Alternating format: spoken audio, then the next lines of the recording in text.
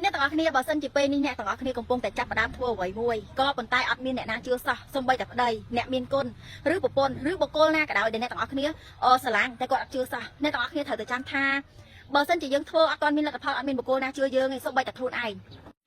ណាប់ចិត្តទាំងអស់គ្នាដឹងបាច់អត់មិនថាបុគ្គលដែលយើងស្រឡាញ់ទេសូម្បីតែខ្លួនឯងយើងធ្វើយូរទៅអត់មានលទ្ធផលក៏មានអារម្មណ៍បាត់បង់កម្លាំងចិត្តដែរចឹងមិនថាអំឡុងពេលដែលយើងចង់ឲ្យគេយល់ចិត្តយើងណាយើងត្រូវតែយល់ចិត្តខ្លួនឯងខ្លាំងអំឡុងពេលដែលយើងចង់បានក្តីស្រឡាញ់ពីគេយើងត្រូវតែផ្ដោតក្តីស្រឡាញ់ឲ្យខ្លួនឯងខ្លាំងត្រូវតែចាំថាបុគ្គលដែលតែងតែចង់ឲ្យគេផ្ដោតក្តីស្រឡាញ់ឲ្យយើងគឺយើងខ្វះបាត់បង់ក្តីស្រឡាញ់ឲ្យខ្លួនឯងច្រើនមែនតើពេលខ្លះអ្នកទាំងអស់គ្នាទទួលស្គាល់ថាអត់ញ៉ាំបាយដោយសារគេដោយសារចង់បាន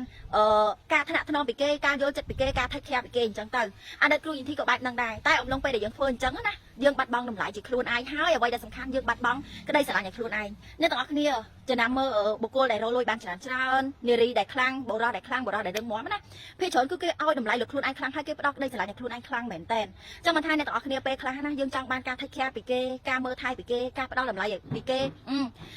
ការយល់ចិត្តពីគេហ្នឹងហើយគឺជាចំណុចមួយដែលមនុស្សទុនខ្សោយគេធ្វើ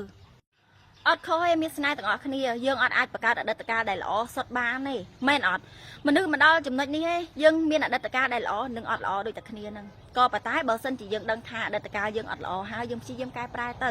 ទទួលស្គាល់ថារឿងមួយចំនួនគឺយើងអត់តាំងចិត្តក្នុងការឲ្យកើតទេយើងអត់តាំងចិត្តទេក៏ប៉ុន្តែវាមកហើយអញ្ចឹងទោះបីយើងដេកឈឺចាប់យើងដេកពិបាកចិត្តយើងដេកអោបទុកណាក៏យើងអត់អាចទៅកែប្រែអតីតកាលបានដែរអញ្ចឹងសូមលើកទឹកចិត្តឲ្យអ្នកទាំងអស់គ្នាត្រឡប់មករស់នៅជាមួយនឹងបច្ចុប្បន្នព្រះសម្មាសម្ពុទ្ធមានពុទ្ធដីកាថាមនុស្សដែលមានក្តីសុខបំផុតគឺជាមនុស្សដែលចេះទម្លាក់អតីតកាលហើយប្រឡែងអនាគតមករស់នៅជាមួយនឹងបច្ចុប្បន្នឧទាហរណ៍ថាប្តីប្រពន្ធពីរនាក់គាត់ស្រឡាញ់គ្នាខ្លាំងអតីតកាលអំឡុងពេលដែលគាត់ការជាមួយគ្នាហើយប្តីលែង take care ដូចមុនប្រពន្ធលែង take care ដូចមុនលែងយល់ចិត្តគ្នាដូចមុនថ្ងៃគ្រីស្មាស់ថ្ងៃ Valentine Day អីគឺលែងទិញកាដូទិញអីឲ្យបដ ாய் អញ្ចឹងគាត់មានអារម្មណ៍ថាខ្វះក្តីស្រឡាញ់អត់ដូចមុនណាអញ្ចឹងហើយគាត់តែងតែយកអតីតកាលមកលងខ្លួនឯងរហូតអូខ្ញុំលេខដូចមុនហើយប្តីខ្ញុំលេខដូចមុនហើយលែងស្រឡាញ់ខ្ញុំដូចមុនហើយអនាគតតិចខ្ញុំបែកគ្នាគាត់មើលអតីតកាលហើយទៅមើលអនាគតហើយគាត់លែងហ៊ានស្រឡាញ់គ្នាដូចមុនលែងហ៊ានផ្ដល់ក្តីស្រឡាញ់ឲ្យគ្នាដូចមុនលែងស្និទ្ធស្នាលដូចមុនហ្នឹងហើយគឺជាចំណុចមួយដែលយើងតែងតែឲ្យអតីតកាលមកលងយើងអត់អាចទៅកែប្រែអតីតកាលបានតែយើងអាចធ្វើឲ្យបច្ចុប្បន្នល្អបំផុតអនាគតយើងក៏ល្អដែរអ្នកខ្លះពេលដែលគាត់មានអារម្មណ៍បែបហ្នឹងខ្វះក្តីស្រឡាញ់អត់ដូចអតីតកាលគាត់តែងតែយកមកថាហេបើខ្ញុំលែងគ្នាខ្ញុំយកដីកន្លែងនេះកូនកន្លែងនេះអីកន្លែងនេះអីគាត់ទុកមុនរហូតធ្វើឲ្យគាត់លែងមានក្តីសុខ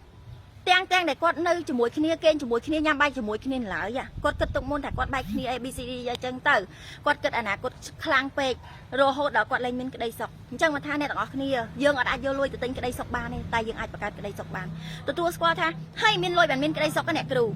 រឿងមួយចំនួនអ្នកទាំងអស់គ្នាទោះបីលុយក៏អាចទិញក្តីសុខឲ្យអ្នកបានដែរឧទាហរណ៍អ្នកទាំងអស់គ្នាគាត់ថាលុយវាបង្កើតក្តីសុខឲ្យអ្នកលុយមានត្រឹមតែឧទាហរណ៍ថា$100នៅក្នុងខ្លួនអ្នកពេលនេះអ្នកសប្បាយចិត្តតែមានត្រឹមតែ2-3ថ្ងៃទៅមុខណាអ្នកទាំងអស់គ្នានឹងមានអារម្មណ៍ស្មើអញ្ចឹងមកថា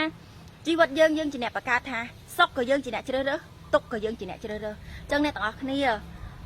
រៀនទទួលស្គាល់ការពិតហើយកែប្រែអ្វីដែលយើងកំពុងតែជួបហើយអ្វីដែលសំខាន់ខ្វះកន្លែងណាបំពេញកន្លែងហ្នឹងហើយគ្រូយន្តទីក៏មិនមែនជាបុគ្គលម្នាក់ដែលមានអតីតកាលល្អគ្រប់សពដែរតែយើងរៀនទទួលស្គាល់ការពិតហើយកែប្រែទៅរៀនលេដោយក្តីស្រឡាញ់អប់ចិត្ត